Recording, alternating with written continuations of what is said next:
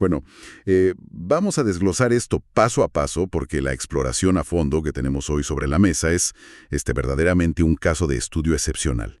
Para dar un poco de contexto a quienes siguen esta investigación con nosotros, hoy vamos a decodificar un mapa vocacional y de carrera sumamente detallado. Sí, es un mapa fascinante. Totalmente. Este análisis pertenece a un perfil que llamaremos Richard, y tenemos una cantidad masiva de material para revisar. Hay documentos analíticos sobre arquetipos vocacionales, reportes de magnetismo celestial fechados alrededor de febrero de 2026 y unas notas de investigación técnica que profundizan en la precisión matemática entre los planetas. Que de hecho esa matemática es crucial aquí. Exacto. El objetivo principal hoy es extraer la sabiduría central de todos estos textos para comprender cómo las configuraciones únicas y complejas de una persona se traducen en una carrera real, moderna y, sostenible. Básicamente estamos intentando construir un puente sólido entre el lenguaje esotérico de la astrología y el mundo altamente práctico de los calendarios, las facturas y las rutinas diarias. Aterrizarlo a la realidad, digamos. Tal cual. Y quiero adelantar algo que me pareció fascinante en la lectura. Resulta muy interesante reflexionar sobre qué pasaría si la creatividad no fuera simplemente un pasatiempo de fin de semana, sino una necesidad biológica absoluta para que el sistema nervioso funcione correctamente. O sea, ese es el punto de partida perfecto. Lo que hace que este compendio de documentos sea tan valioso es que no se queda en la teoría abstracta o en un misticismo así vago. El material cruza constantemente la información técnica, como la medición exacta de la distancia entre los planetas, con marcos psicológicos muy concretos. Nos permite ver no solo el simbolismo, sino la mecánica de cómo opera el sistema nervioso de esta persona cuando se expone a diferentes entornos laborales. Cuando analizamos la carta de Richard, vemos que la creatividad no es un lujo. Como bien mencionas, es un requerimiento literal para su salud. Entiendo la idea general, pero bajémoslo a la práctica. En los documentos se menciona una configuración muy específica que es la luna en la quinta casa. Para quienes conocen lo básico del tema, sabemos que la quinta casa tiene que ver con la expresión, pero ¿cómo se traduce eso en esta idea de la necesidad biológica? ¿Qué está pasando realmente a nivel psicológico aquí? A ver, para visualizarlo hay que recordar que en las delineaciones, tanto tradicionales como modernas, la quinta casa es el reino de la creación, el juego, la visibilidad y el riesgo creativo. Es el escenario donde mostramos quiénes somos. La luna, por otro lado, no tiene nada que ver con la carrera en sí misma. La luna representa nuestras necesidades emocionales, nuestra sensación de seguridad y la regulación instintiva del cuerpo. Entonces, cuando combinemos estas dos energías, la regulación emocional de esta persona depende literalmente de tener una salida creativa. Su capacidad para calmar su sistema nervioso y sentirse salvo en el mundo requiere que exista un sentido de juego o de creación en su vida diaria. Es decir, su motor emocional está diseñado para funcionar con un combustible muy específico, que es la vitalidad. Esa sensación de pulso vital que solo se consigue a través del arte, la expresión o el contar historias. Hay una analogía en las notas de investigación que me pareció muy ilustrativa. Explican que si este impulso creativo se ignora, el cuerpo reacciona como si se encendiera la luz de advertencia en el tablero de un automóvil. Claro, el famoso check engine light. Exactamente, el check engine. Pero en la práctica, ¿qué forma toma esa desregulación? Si esta persona está atrapada en un trabajo que no le permite crear, ¿qué le sucede físicamente o psicológicamente? La investigación documenta consecuencias muy tangibles, fíjate. Si el entorno laboral es estéril, si se trata de, digamos, un trabajo de ingreso de datos o un espacio donde se le exige a la persona actuar como un robot y repetir procesos mecánicos todo el día, el sistema emocional se desregula por completo. La luz de advertencia parpadea agresivamente.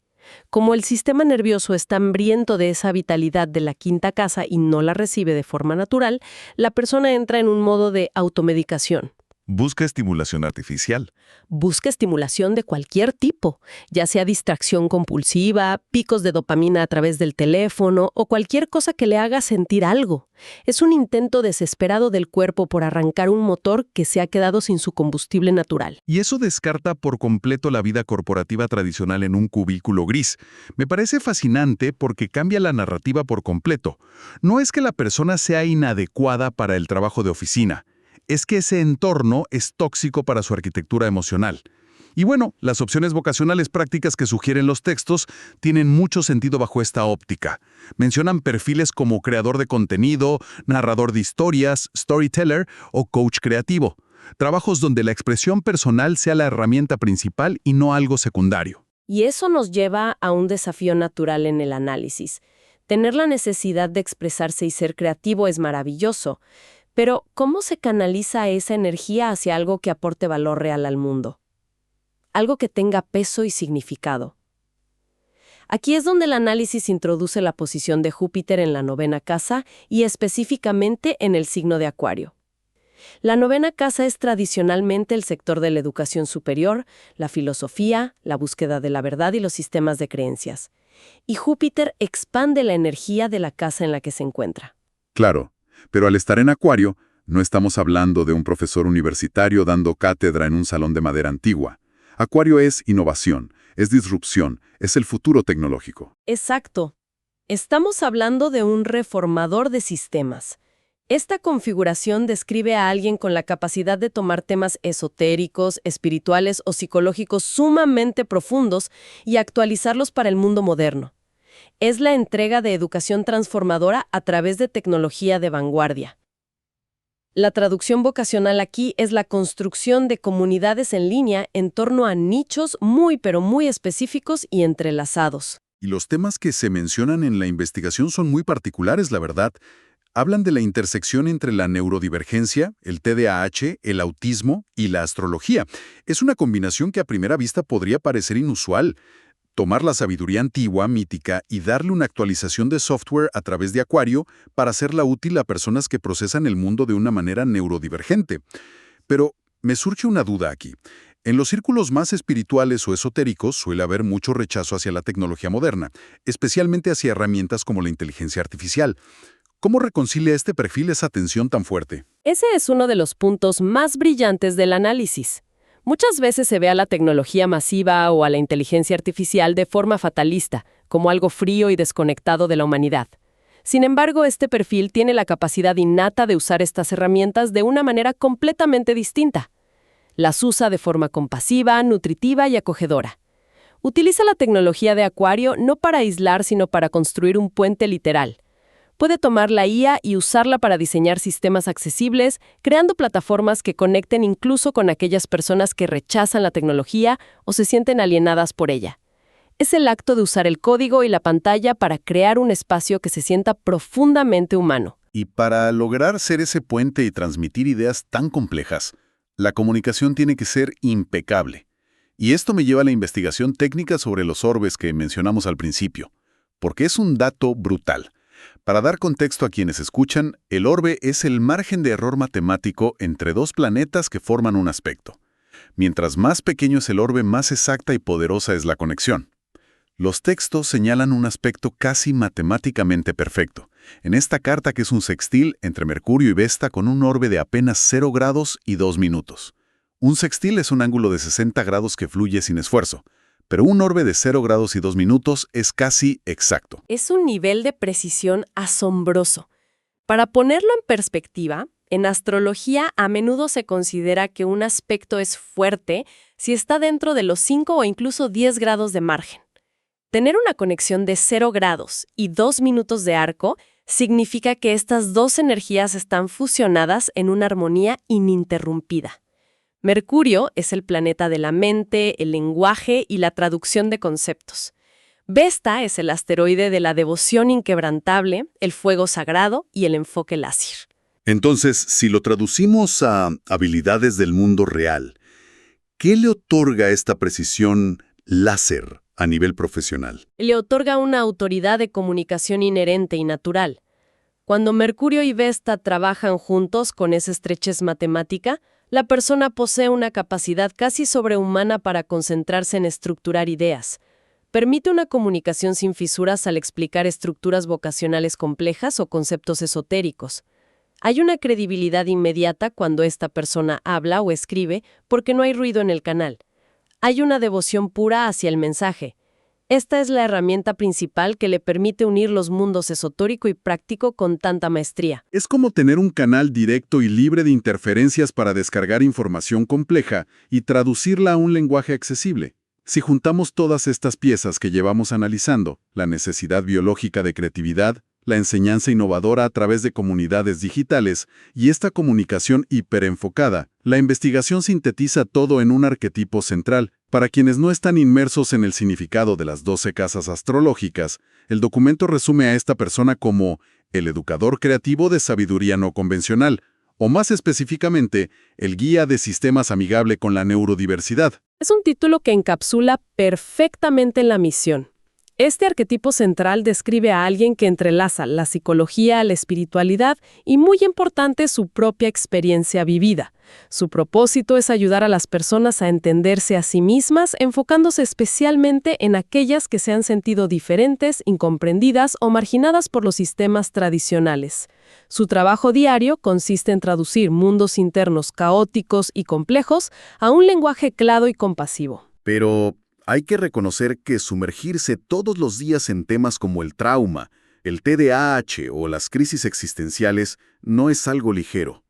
Me pregunto cómo se sostiene ese nivel de intensidad sin absorber el dolor ajeno o cruzar límites.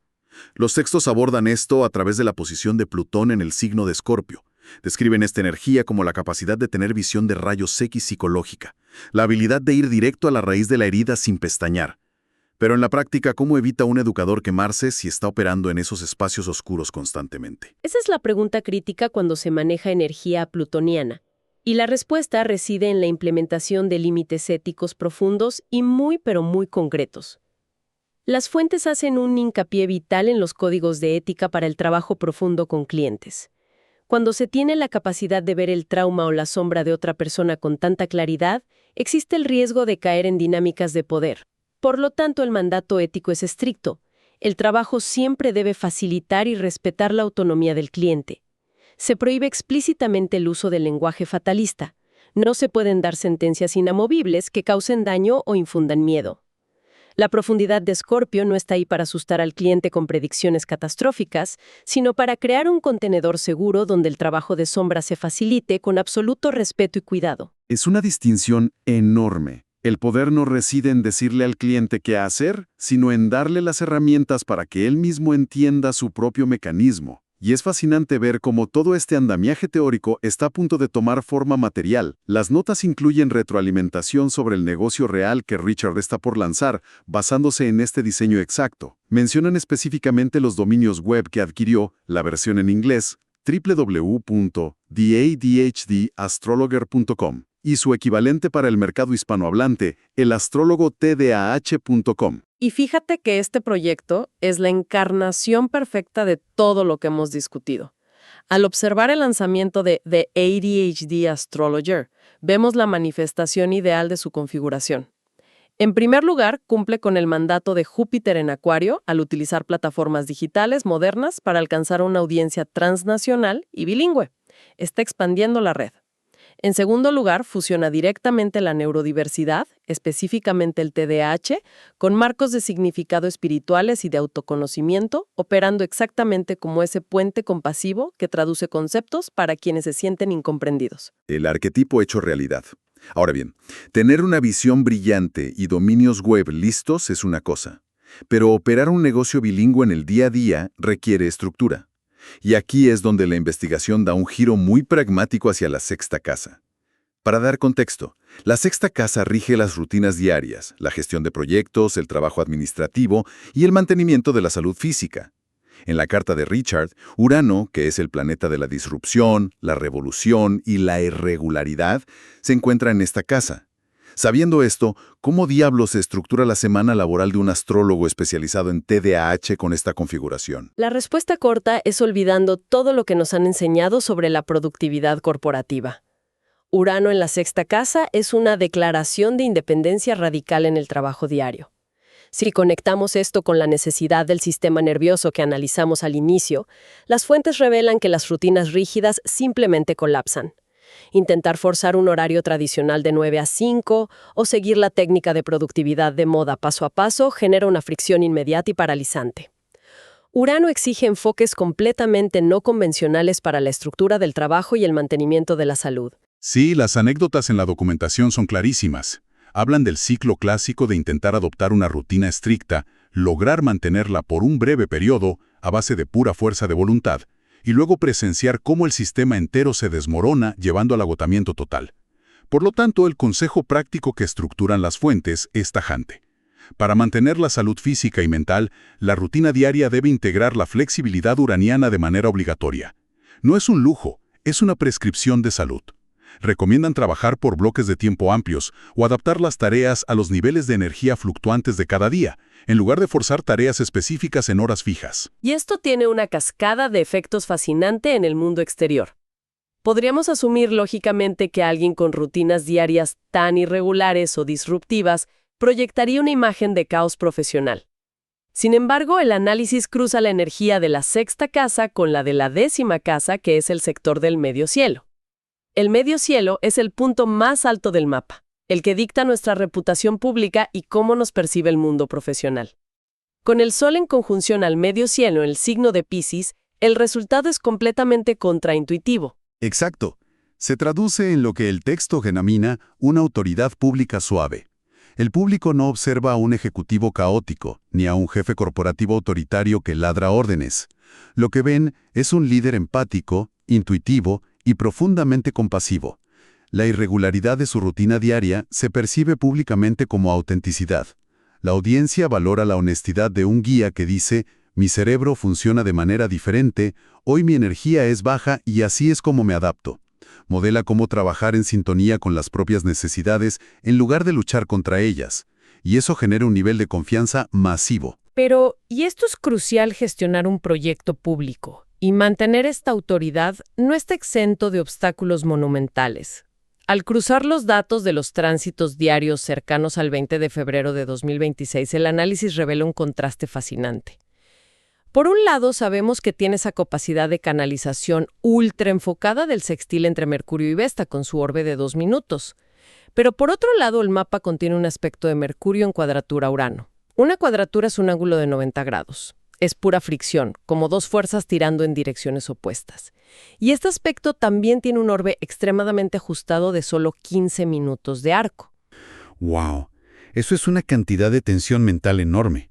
Es la receta clásica para la estática. En el contexto de gestionar proyectos públicos como el lanzamiento de sus sitios web, ¿cómo se experimenta esta cuadratura en el día a día? Se experimenta como una aceleración incontrolable. Esta tensión geométrica entre Mercurio y Urano puede activar ráfagas repentinas de genialidad absoluta. Ideas innovadoras que pueden cambiar el rumbo del negocio en un segundo.